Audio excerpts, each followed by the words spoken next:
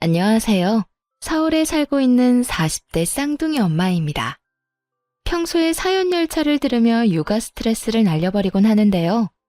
사연을 들을 때마다 매번 떠오르는 사람이 있어 감정이입이 되더라고요.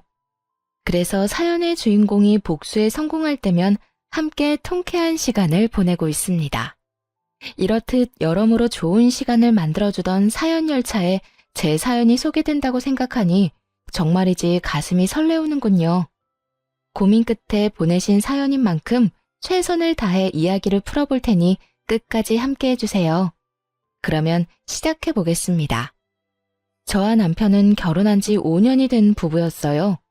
연애까지 치면 10년 가까이 된 저희 부부는 가벼운 의견 대립을 제외하곤 제대로 된 부부싸움도 해본 적이 없는 화목한 사이였죠. 남편은 배려심이 깊었고 저에겐 세상 누구보다 다정한 사람이었죠. 그리고 그런 남편을 너무나도 사랑했고요. 이런 저희에게도 걱정거리가 있었는데 그건 바로 아기였죠. 처음 2년은 신혼생활을 즐기기 위해 미뤘지만 그 후 3년 동안은 열심히 노력했는데도 임신이 잘 되지 않더라고요. 힘겹게 임신하면 유산을 해버렸고 그런 과정 속에 저희는 점점 기대를 접었어요. 그리고 5년이 되던 해에 남편이 결심을 했는지 이렇게 말하더라고요. 여보, 우리 이제 아기는 포기하는 건 어때? 응? 당신 많이 힘들어? 기다리는 것도 지치는 일이긴 하지. 그것도 그렇지만 난 당신이 더 걱정이야. 아기가 있으면 좋긴 하지만 사실 우리 지금도 충분히 행복하잖아.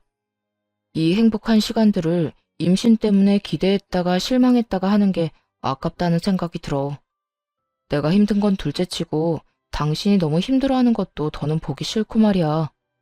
그건 그렇지만 당신 정말 괜찮겠어? 당신 아기 가지고 싶어 했잖아. 아기는 나만 가지고 싶어 했나? 당신도 마찬가지잖아. 설사 나만 원했다고 해도 난 아기보다 당신이 더 중요해. 그러니까 이쯤에서 포기해도 난 정말 괜찮아. 우리 이제 임신 걱정은 묻어두고 지금까지 그래왔던 것처럼 신혼 기분 내면서 살자. 고마웠어요. 사실 포기하자는 말을 여자가 하는 것은 참 힘든 일이라고 생각해요. 그런데 남편이 먼저 이런 이야기를 꺼내주고 위로해주니 마음이 한결 편안해지더라고요. 남편의 말에 따르기로 했고 더는 임신만을 위해 마음을 졸이며 좌절하는 일은 없어졌어요. 하지만 저희만 포기했다고 해서 다가 아니더라고요. 제가 임신을 하지 못한 것에 안달이 난 시모가 있었으니까요. 시모는 저를 잡아먹지 못해 혈안이 된 사람처럼 굴었는데 임신을 하지 못하자 그걸 빌미로 더 신나서는 시집살이를 시키더라고요. 일하는 것에는 신경 쓰지도 않는지 날마다 전화해서 잔소리하는 것은 일상이었고 일주일에 2~3번씩은 시댁으로 불러 온갖 집안일을 시키곤 했어요. 아가, 얼른 와서 이불 빨래 좀 하거라. 이불에서 신내가 나는데 내가 허리가 아파서 도저히 할 수가 없구나. 아가, 너 곧 퇴근하지? 퇴근하는 길에 우리 집에 들러서 김치 좀 담가라. 내가 만든 것보다 네가 만든 게 먹고 싶어서 그래. 예, 빨리 와서 청소 좀 해. 집골이 엉망이다.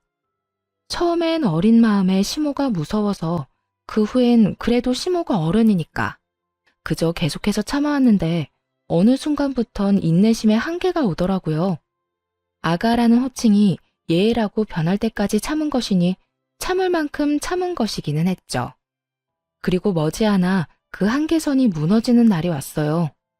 그날은 퇴근을 하고 집으로 향하던 길이었는데 시모에게서 연락이 오더라고요. 설마 하는 마음에 전화를 받은 것이 꺼려지긴 했지만 한번 전화를 걸면 받을 때까지 하는 시모를 알기에 전화를 받을 수밖에 없었죠. 네, 어머님. 전화를 왜 이렇게 늦게 받는 거야? 너 어디니? 집이니? 아니요, 지금 거의 다 왔어요. 왜 그러세요? 아직 밖이구나. 마침 잘 됐다. 지금 당장 장 좀 봐서 우리 집으로 오거라. 지금이요? 왜요? 무슨 일 있으세요? 무슨 일 있으니까 널 부르지. 내가 심심해서 널 부르겠니? 너 내 친구들 알지?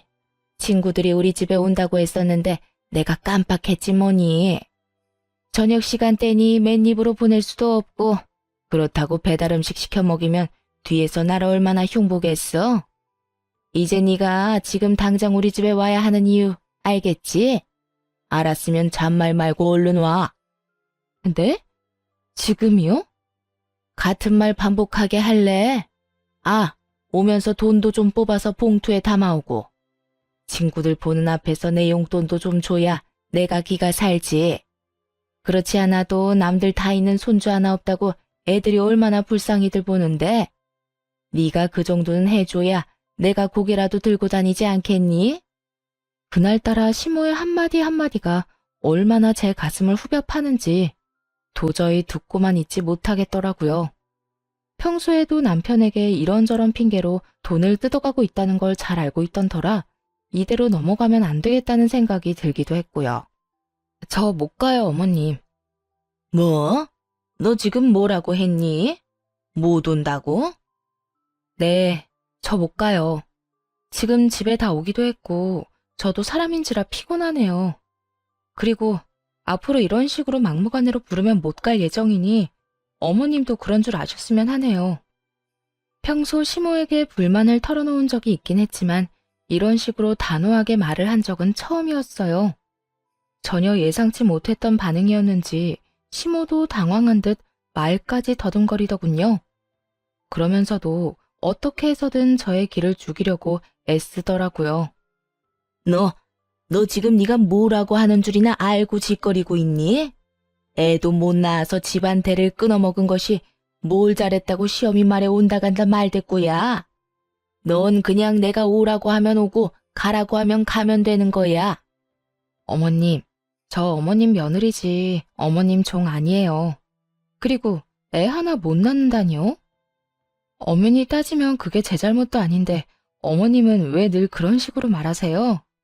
병원에서도 저희 둘 다 몸에 아무 이상 없다고 했고 저희도 이때까지 많이 노력한 거 누구보다 더 잘 아시잖아요. 그러니까 다신 그런 식으로 말씀하지도 말고 이런 식으로 저 부르지도 마세요. 그래? 그래서 네가 지금 아니 앞으로도 우리 집엔 안 오겠다 이 말이야? 네, 남편이랑 같이 가서 어머님 뵙는 목적으론 가겠지만 이런 식으로 어머님 댁 집안일이나 손님상 차리려고 가는 일은 없을 거예요. 그래? 그러면 그렇게 해. 대신 사람 불러서 집안일 시킬 테니 그 돈은 네가 주거라. 그걸 왜 제가 드려야 하나요? 그렇잖니. 네가 와서 하면 되는데 하기 싫다고 하니 어쩌겠어. 나는 집안일에 소질이 없고 그렇다고 더러운 곳에서 살 순 없으니 사람이라도 불러야지. 그런데 나한테 돈이 어디 있니? 이 나이에 내가 돈을 버는 것도 아니고 이 모든 일이 너 때문에 일어난 일이니 그 값은 당연히 네가 치러야 하지 않겠어? 이게 도대체 무슨 말인지, 뭐가 당연하다는 것인지 알 수가 없더라고요. 무슨 조선시대도 아니고 이런 사고방식의 시모가 이해가 되지도 않았고요. 아니요, 전혀 당연하지 않아요. 어머님 집안일을 제가 해야 한다는 법도 없고요. 설령 그렇다고 하더라도 그 돈을 제가 줘야 하는 의무도 없어요. 전 그렇게 직접 못하시겠으면 어머님 돈으로 하세요. 어머님 매달 아버님한테 꼬박꼬박 돈 받으시잖아요. 용돈 제외하고도 여러 명목으로 받고 있는 거 다 알고 있거든요. 지금 받아가시는 돈으로도 충분히 차고 넘칠 텐데 굳이 보태고 싶진 않네요. 처음 말을 꺼낼 때만 해도 전화를 들고 있는 손이 떨릴 만큼 무섭고 긴장됐는데 막상 입을 열기 시작하니 술술 잘도 나오더라고요. 그만큼 쌓였던 것이 많기도 했다는 뜻이겠죠. 이런 저와는 달리 시모는 자신의 뜻대로 되지 않자 화가 나는지 슬슬 언성을 높이며 막말을 하기 시작하더라고요. 그렇지 않아도 막말을 잘하는 시모인데 화가 나니 욕까지 해대며 고함을 지르더군요. 야, 너 진짜 그딴 식으로 나올 거야? 내가 너 가만둘 줄 알아? 내가 지금 당장 가서 네 머리채라도 잡고 끌고 와야 정신을 차릴래? 좋은 말로 할 때 얼른 와서 네 할 일 해. 마음대로 하세요. 어머님이 뭐라고 하든 그 일은 제 일이 아니니 절대로 못 가요. 야, 야, 야! 시모는 고함을 질러댔지만 그러거나 말거나 할 말을 마쳤으니 전화를 끊어버렸어요. 그 뒤로도 휴대전화가 뜨거워질 정도로 시모에게서 전화가 왔지만 받지 않았고 결국 배터리가 다 되어 꺼지자 이번에는 남편에게로 전화가 오더라고요. 넌 도대체 뭐 하길래 네 마누라가 나한테 그딴 식으로 구는 게야? 무슨 일이길래 다짜고짜 화를 내? 우리 집사람이 왜? 싸웠어? 싸워? 싸우기는 무슨 일방적으로 네 엄마가 당했어. 아니 글쎄 오늘 우리 집에 좀 오라고 했더니 네 마누라가 뭐라고 했는지 아니? 자기는 며느리지 종이 아니라고 하더라. 며느리면 며느리답게 시어미가 부르면 제깍제깍 와서 일도 하는 거지. 그거 보고 종이니 나발이니 말대꾸나 해대고 말이야. 오늘도 그래. 내 친구들 오니 집에 와서 손님상 좀 차리라는 게 그렇게 힘든 부탁이니? 막말로 애를 못 낳으면 다른 거라도 잘해야 하는 게 맞잖아. 남편의 성격을 알기에 굳이 알리지 않았던 것인데 시모 스스로 자신의 무덤을 참 정성스럽게 파고 있더라고요. 남편의 표정은 점점 더 굳어져 갔고 애 이야기에서 더는 참을 수 없는지 화를 내기 시작하더군요. 엄마, 요즘도 집사람한테 그런 말로 구박하고 있었던 거야? 내가 한 번만 더 그런 걸로 집사람 못 살게 굴면 가만 안 있는다고 했지. 그리고 엄마 집 일은 엄마가 좀 해. 그렇지 않아도 회사 일로 힘든 사람을 엄마가 무슨 권리로 오라가라 하면서 부려먹어. 다신 이 사람한테 그런 걸로 연락하지 마. 또 그러잖아. 용돈 끊는 건 물론이고 엄마랑 연도 끊을 테니 그런 줄 알아. 온전히 제 편인 남편의 입에선 결국 용돈 이야기까지 나와버렸고 시모도 더 이야기해봤자 손해뿐이라는 걸 깨달았는지 그제야 꼬리를 내리고 전화를 끊더라고요. 그 후 시모에게서 오는 연락은 뜸해졌고 이제 좀 마음 편히 살겠구나 하는 생각을 하던 어느 날이었어요.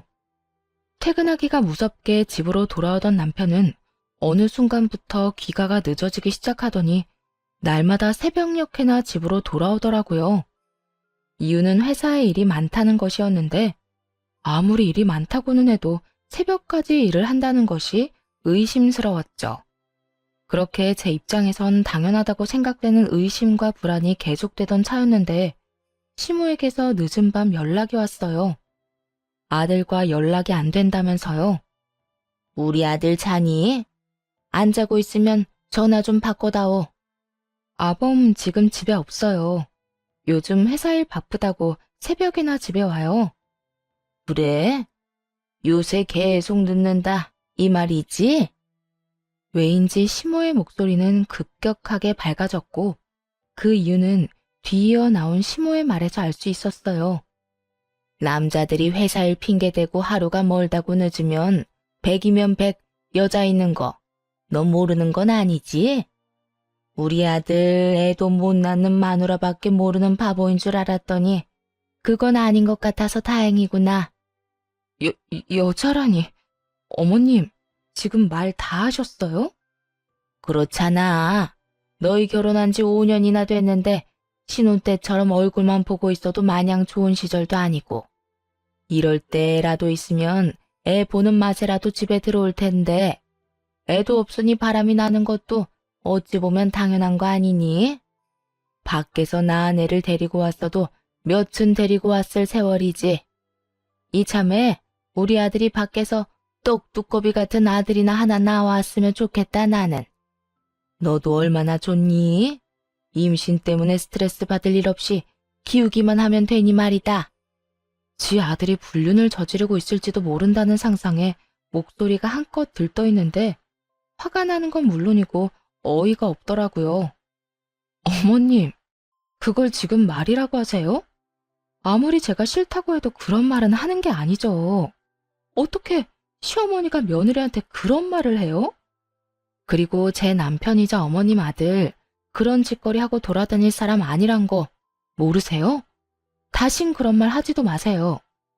아범 오면 나중에 연락하라고 할 테니 저한테 전화도 하지 마시고요. 시모와의 전화를 끊어버리고도 도저히 집에 있을 수가 없더라고요.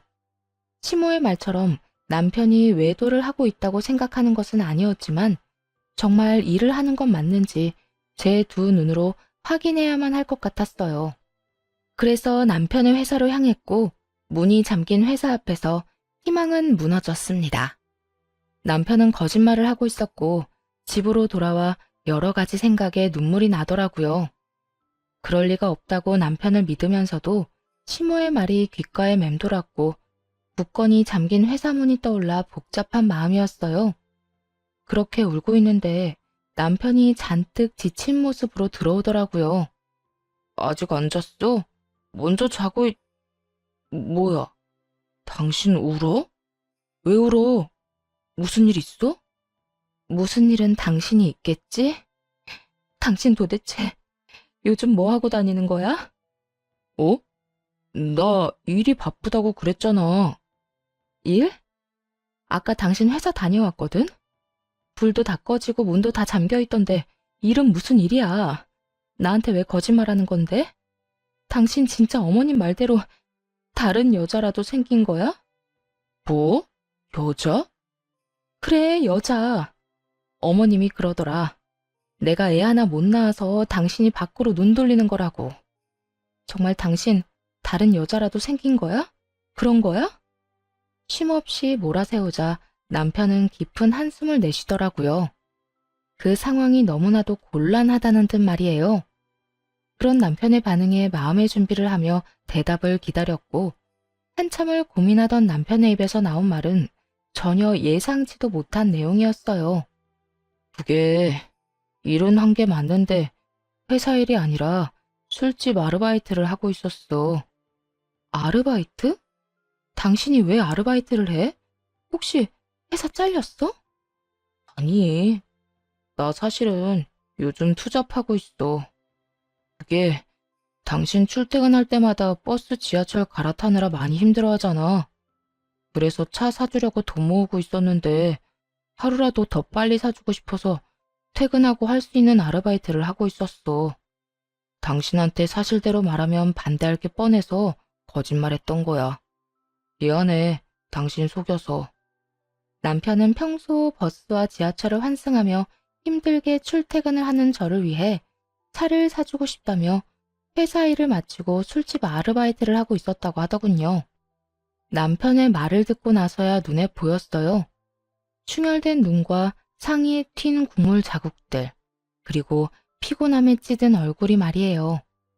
끝까지 믿어주지 못했다는 미안함과 이토록 나를 사랑해주는 사람이 있다는 것에 대한 고마움, 여러 가지 감정이 복받쳐 계속 눈물이 나더라고요.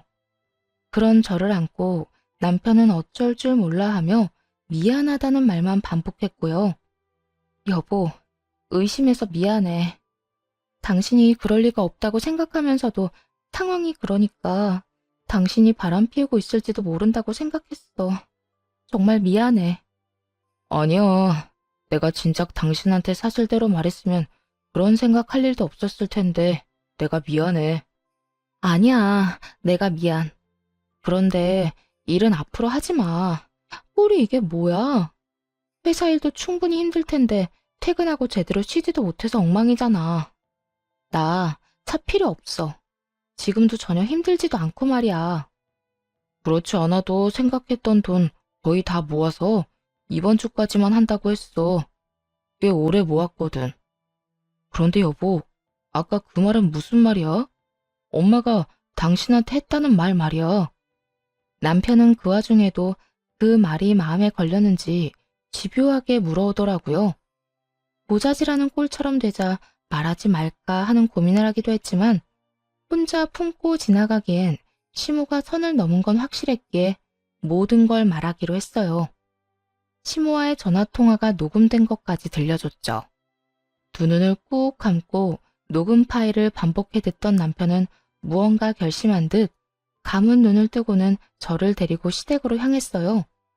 새벽 3시가 다 되어가는 시간이었죠. 신부는 자고 있을 것이 뻔했고 남편은 걷잡을 수 없이 화가 많이 난 상태였고요. 무슨 일이 일어날 것이 분명한 상황이라 남편을 말려봤지만 소용없었죠. 결국 그렇게 시댁에 도착했고 당연히 자고 있을 거라 생각했던 시모는 어쩐 일인지 웃으며 저희를 반겨주더라고요. 직접 보고 들으면서도 도저히 믿어지지 않는 말을 하면서요. 왔니? 그렇지 않아도 올 것 같아서 기다리고 있었어. 많이 싸웠니? 그래서 이혼이라도 하겠다는 말 하려고 온 거야? 어머, 혹시 내가 말한 대로 다른 여자가 우리 아들 애라도 가졌다니? 들뜬 목소리로 말도 안 되는 말을 해대는 시모를 보며 저보다는 남편이 더 큰 분노를 느끼는 듯 했어요. 제 손을 꽉 잡은 손이 떨리고 있었거든요.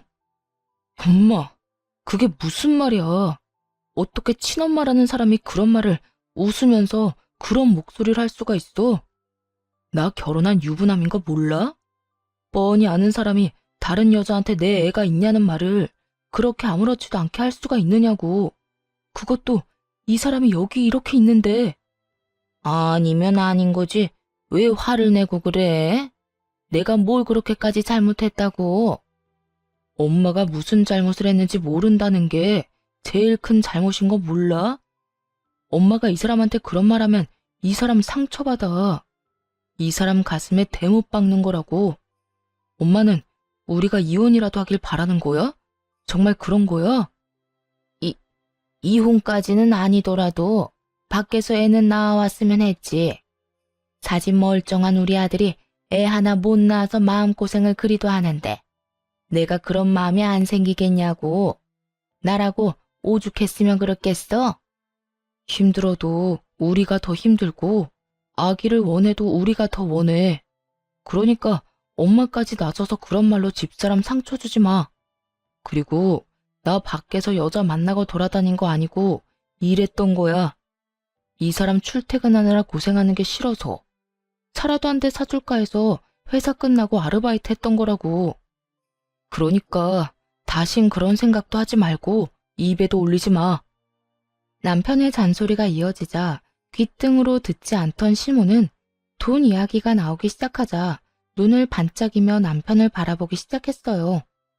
평소 시모가 돈 타령에는 도가 텄다는 걸 익히 잘 알고 있긴 했지만 그날은 정말 대단하다는 생각이 들 정도로 상식 밖의 논리를 내세우며 돈 타령을 시작하더군요. 잠시만. 그러니까 바람을 피우고 돌아다닌 게 아니라 네 집사람 차 사주려고 다른 일을 하고 있었다. 이 말이야? 그래. 3천만 원 정도 모아서 이제 그만두려고 했었는데 엄마가 괜한 소리 하는 바람에 다 망쳤다고. 하여튼 앞으로는 나하고 이 사람 사이 이간질하는 짓 좀 하지 마. 이게 뭐야? 이 새벽에. 너 진짜 미쳤니?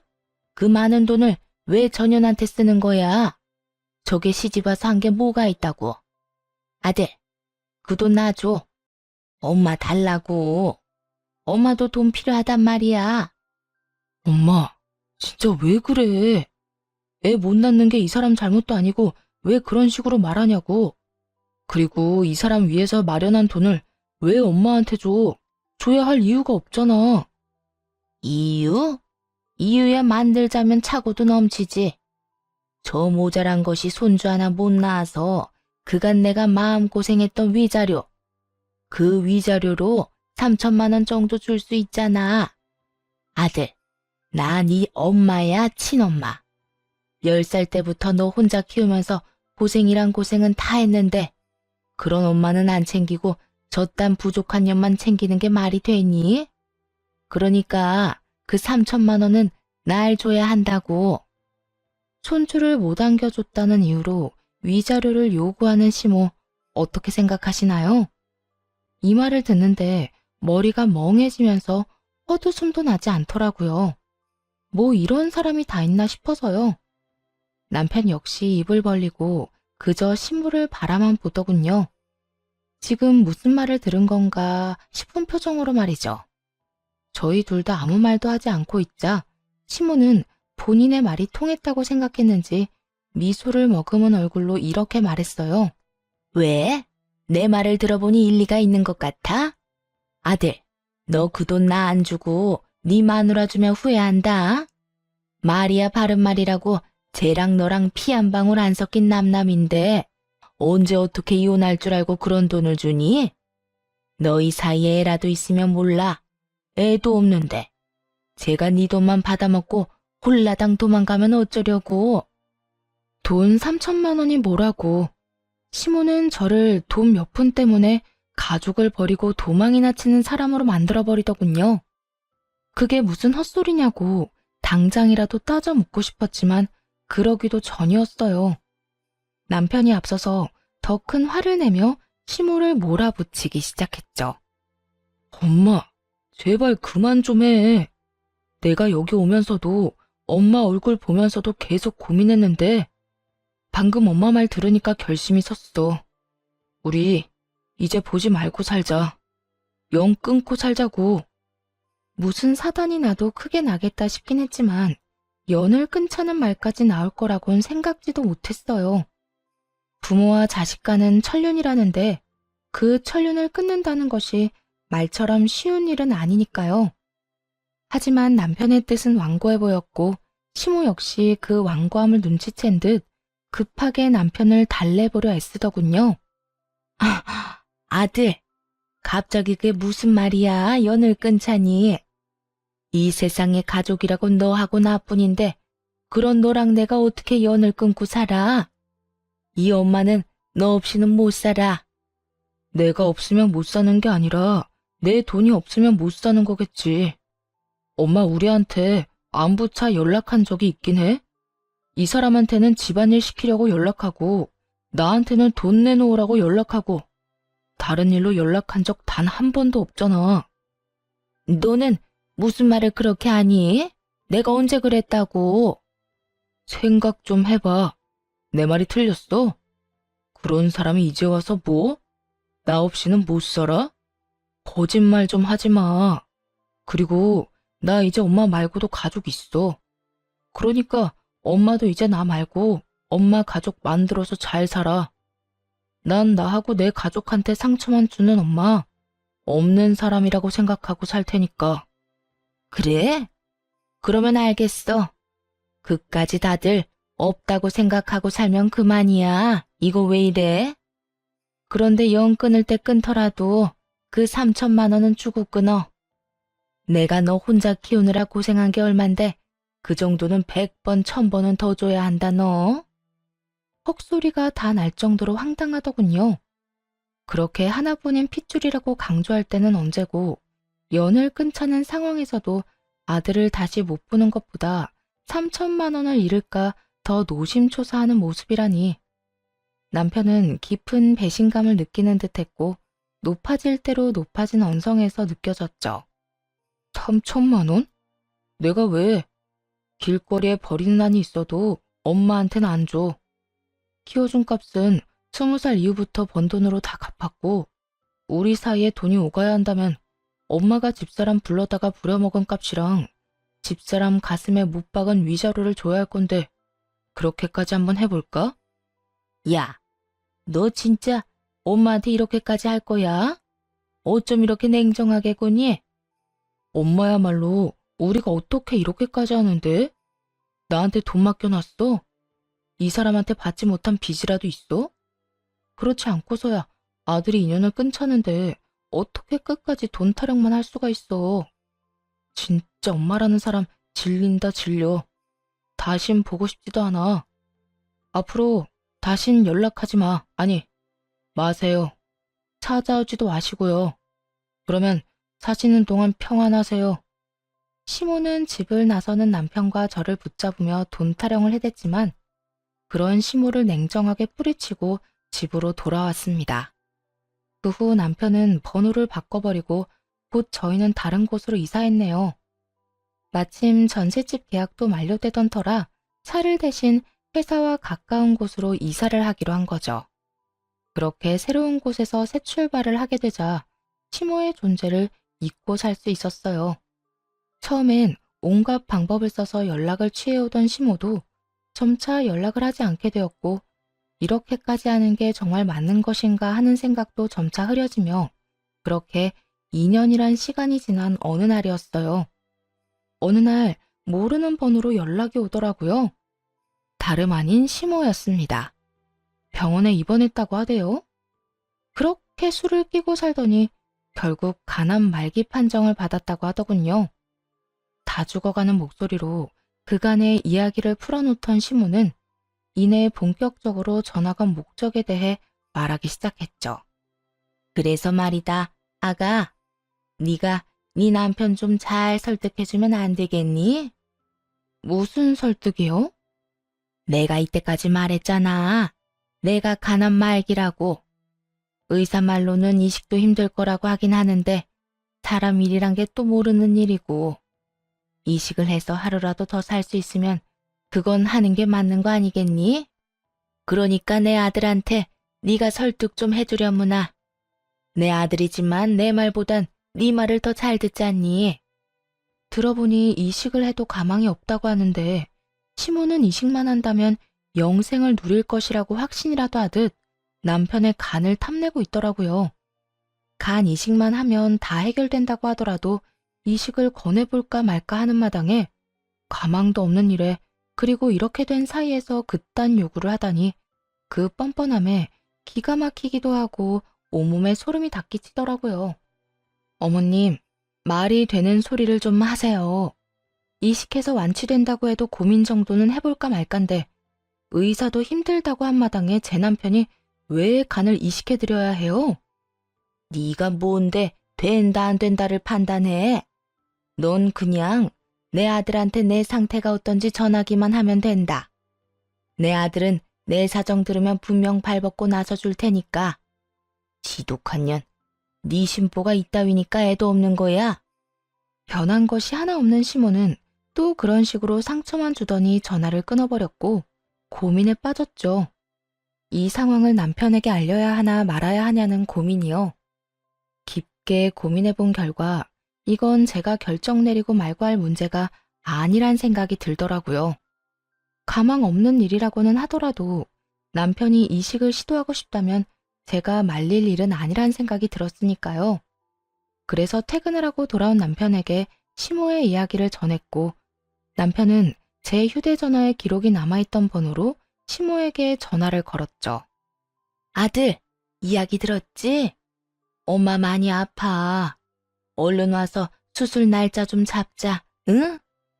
누구신데 이런 이야기를 하는지는 모르겠지만 저는 엄마가 없는 사람입니다. 그러니까 다시는 이런 연락하지 마세요. 너 정말 이딴 식으로 나올 거니? 다른 것도 아니고 엄마가 아프다는데 그깟 간 좀 떼준다고 네가 죽는 것도 아닌데 이렇게 쪼잔하게 굴 거냐고. 마음대로 생각하시고 다신 이런 용건으로 연락하는 일 없었으면 합니다. 저는 절대로 저의 어떤 것도 내어드릴 생각이 없으니까요. 하나밖에 없는 아들이 날 안 살려주면 누가 날 살려준단 말이야. 그러지 말고 제발 다시 한번 생각해 보려무나. 이제 와서 하나밖에 없는 아들 타령을 하시네요. 2년 전 영 끊자고 말씀드렸을 땐 아들은 안중에도 없고 돈만 챙기려 드시더니 어쨌든 전 그때 그 자리에서 엄마는 없는 사람이라 생각하며 살기로 했습니다. 남편은 전화를 끊어버렸고 시모는 작전을 바꾸어 저를 설득하기 시작했어요. 아무리 생각해도 남편은 가망이 없을 듯하니 저를 어떻게 해서든 구슬려 보기로 마음을 먹은 것이겠죠. 아가, 나 정말 이러다 죽을 수도 있어. 그러니까 우리 아들 말고 너라도 이식 좀 해주면 안 되겠니? 지난 일은 다 흘려보내고 우린 현재를 살아야 하잖니. 그러니 너도 마음 한번 넓게 써보거라. 응? 시모는 저를 설득하려는 그 순간에도 미안했다는 말 한마디 없더라고요. 그저 어떻게 해서든 동정심을 자극해서 목적을 이루고자 하는 욕망만 드러낼 뿐이었죠. 어떻게 해서든 이식이라도 받고 싶은 심정은 잘 알겠는데요. 그렇게 간절하면 적어도 저희한테 사과 한마디라도 해야 하는 거 아니에요? 사과? 내가 뭘 그렇게 잘못했다고? 너나 네 남편이나 이렇게까지 구는지 도무지 난 이해가 되지 않는구나. 아, 그러니까 어머님은 여전히 저희한테 조금의 잘못도 하지 않았다고 생각하는 거네요.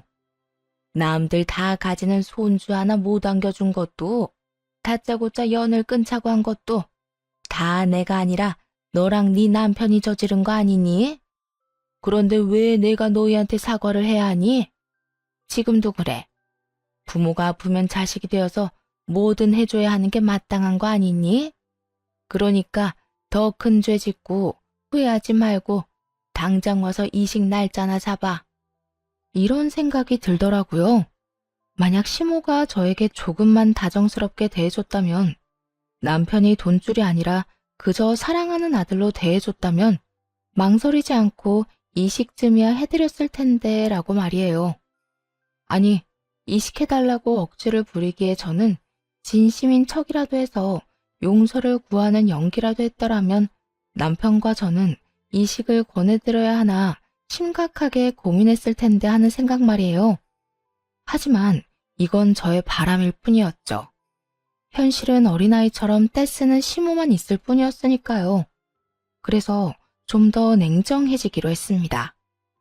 만약 어머님이 지금이라도 사과 한마디만 했다면 고민이라도 해봤을 텐데요. 지금 어머님 하는 행동 보니 안타깝게도 저는 전혀 죄라고 생각하지도 않을 거고 후회할 것 같지도 않네요. 그러니까 더는 쓸데없는 일에 힘쏟지 마시고 다른 방법 찾아보세요. 야, 너 진짜 이딴 식으로 나올 거야? 에휴, 너희가 싫다니까 어쩔 수 없지 뭐. 내가 더는 이식 이야기는 꺼내지 않으마. 그 대신 그때 그 3천만 원 지금이라도 나 다오. 몸이 아프니 돈 나가는 데가 한두 군데가 아니야. 그러니까 그 돈이라도 내놓으려무나. 정말 대단한 사람 아닌가요? 이런 순간에도 돈 타령을 할 수 있는지 정말 탄성마저 나오더라고요. 2년 전에 3천만 원에 아직까지 미련이 있다는 사실도 대단하다 싶었고, 암 진단을 받고 나온 보험금만 해도 꽤 될 텐데 그 돈은 어쩌고 돈 타령인가 싶기도 했어요. 시모가 또다시 막무가내로 우겨대니 제 정신조차 피폐해지기 시작하더라고요. 말이 통하지도 않았고 자기 말만 해대며 언성을 높여대는 시모와 더는 대화하고 싶지도 않았고요. 도돌이표 같은 이 상황, 저만 지긋지긋한가요? 그만 좀 하세요, 제발. 그 돈은 이미 다 쓰고 없고 있다고 해도 어머님께 드리는 일은 없을 거예요. 저희요, 어머님이 돈 내놓으라고 우기면 돈 내놓는 기계 아니라고요. 그러니까 제발 지금처럼 모르는 사람인 양 살아요. 부탁이에요. 그렇게 마지막 통화를 끝냈는데 마냥 후련하지만은 않더라고요. 아무리 믿다고는 해도 몸이 좋지 않다고 하니 신경이 쓰이는 건 어쩔 수 없는 노릇이었어요. 남편 역시 마음이 편치만은 않아 보이더라고요. 늦은 밤 남편은 홀로 거실에 나가 한숨을 쉬기도 했고 어느 날은 술에 취해 들어와 속내를 내비치기도 했어요.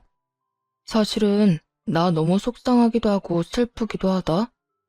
당연히 도와주고 싶은 마음이 있기도 한데 마지막까지 돈 타령만 하던 엄마 모습이 뇌리에서 떠나지 않아. 그래서 너무 힘들고 너무 배신감이 들어. 괜찮아. 다 괜찮을 거야. 그러니까 너무 죄책감 가지지 마. 너무 힘들어하지도 말고. 난 당신 이해해. 나 역시 당신 입장이었다면 그랬을 거야. 정말? 그래. 난 당신만 나 이해해주면 괜찮아. 그렇고 말고. 참 많이도 울더라고요. 평생을 돈 타령만 하던 시모도 엄마라고 어린아이처럼 우는 남편을 보는데 저 역시 마음이 좋지 않았어요. 그날 많은 이야기를 나누었던 기억이 아직도 선명하네요. 긴 시간 이야기를 나눈 끝에 내린 결론은 저희의 결정대로 하자였어요.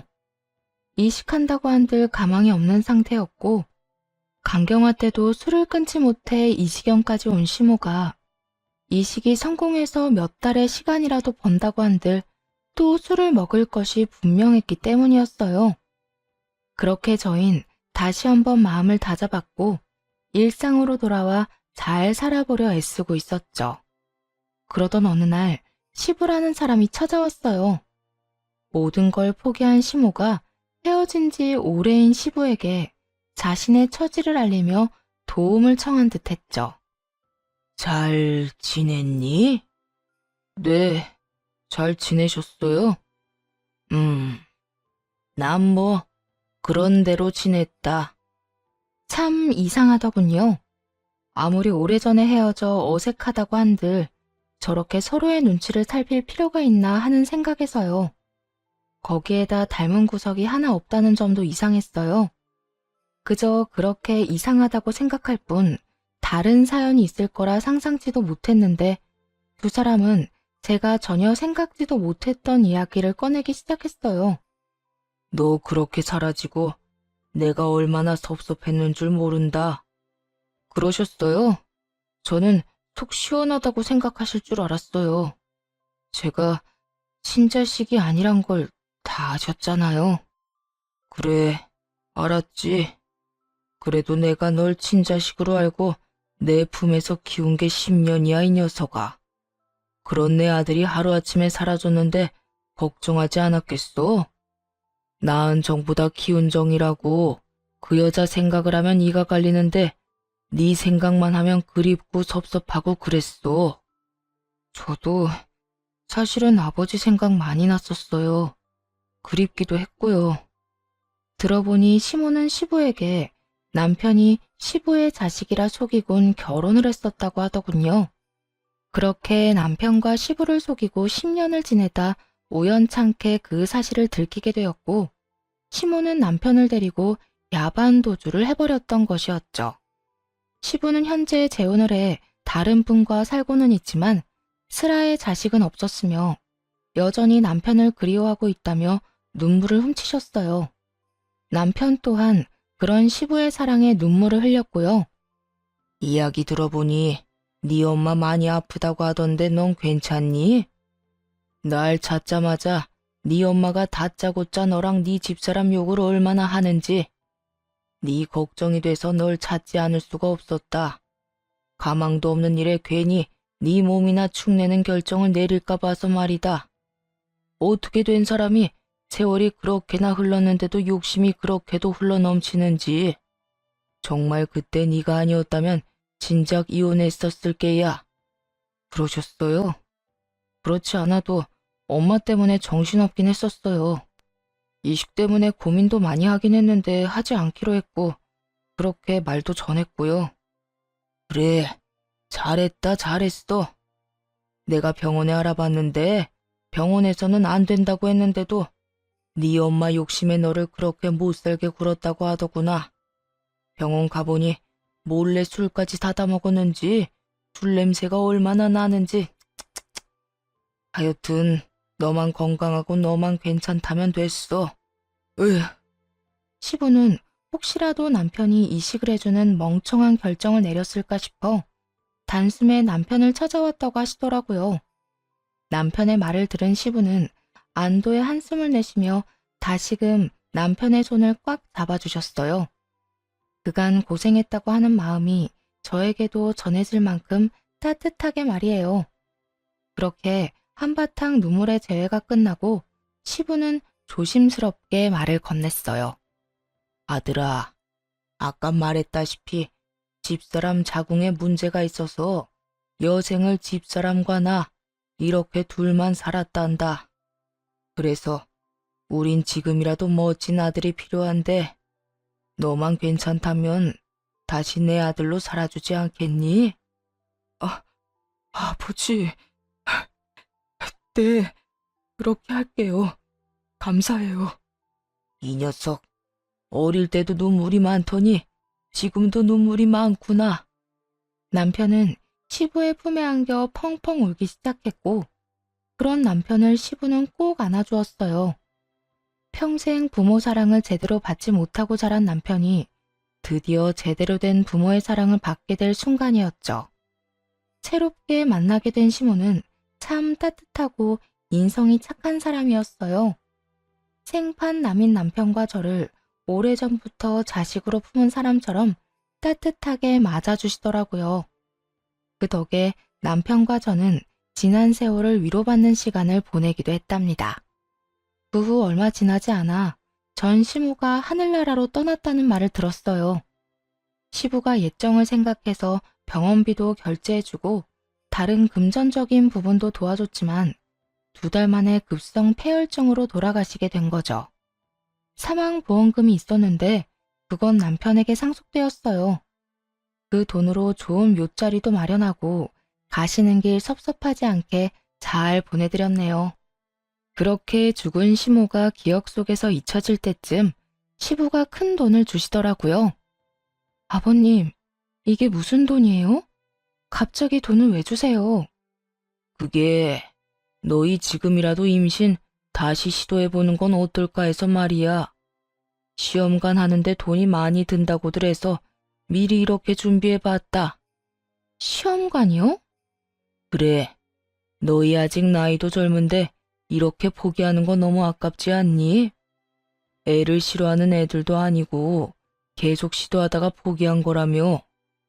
그땐 여러모로 마음이 편한 상황이 아니었으니 힘들었겠지만 지금은 마음도 편하고 스트레스 받는 일도 없으니 다시 시도해보는 것도 괜찮을 것 같은데 어떠니? 시부의 말을 듣고 보니 일리가 있다 싶더라고요. 임신을 열심히 도전하던 그땐 전 시모의 시집살이 때문에 스트레스가 이만저만이 아니었거든요. 하지만 이 당시에는 이렇게 마음 편히 지냈던 적이 있었나 하는 생각이 들 정도로 몸도 마음도 건강한 상태였으니까요. 시부의 말대로 다시 시험관을 도전했고 바로 쌍둥이를 임신하게 되었어요. 기적처럼 임신에 성공을 하고 난 후에도 걱정은 많았어요. 또 유산의 아픔을 겪을까 봐요. 하지만 그렇게 기쁨과 걱정의 9달이 지나고 지금은 출산을 앞두고 있네요.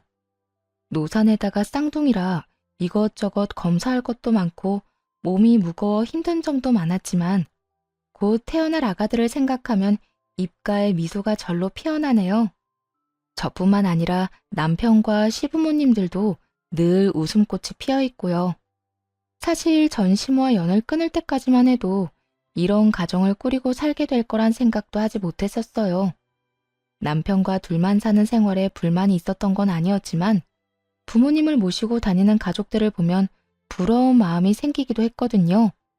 그랬는데 새로운 시부모님이 나타났고 그런 시부모님의 권유로 저희에게 곧 있으면 쌍둥이까지 생긴다니. 사연을 쓰는 지금 행복함에 벅차 눈물이 나면서도 전 시모의 생각에 씁쓸해지는 건 어쩔 수가 없네요. 어느 날은 남편과 전 시모 이야기를 나눈 적이 있어요. 아무리 연을 끊어버렸다고 한들 생각이 나서요. 여보, 어머님 보고 싶진 않아? 엄마? 살아계셨다면 아직까지 원망했을 것 같은데 그렇게 가시고 나니까 보고 싶을 때도 있긴 하네. 사실 나도 그렇게나 미웠는데 참 이상해. 그런데 여보, 나 그런 생각 가끔 한다? 그때 내가 아기도 빨리 가지고 출산까지 무사히 했으면 어머님이 날 좀 예뻐해 줬을까? 그랬으면 이날까지 어머님도 함께하지 않았을까 하는 생각. 당신은 그런 생각 안 해? 이 말에 한참을 망설이던 남편은 허공을 응시하며 이렇게 말하더라고요. 나도 그런 생각하기는 해.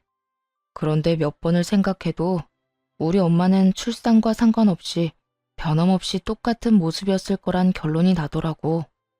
내가 오랜 세월 다 겪어봤잖아.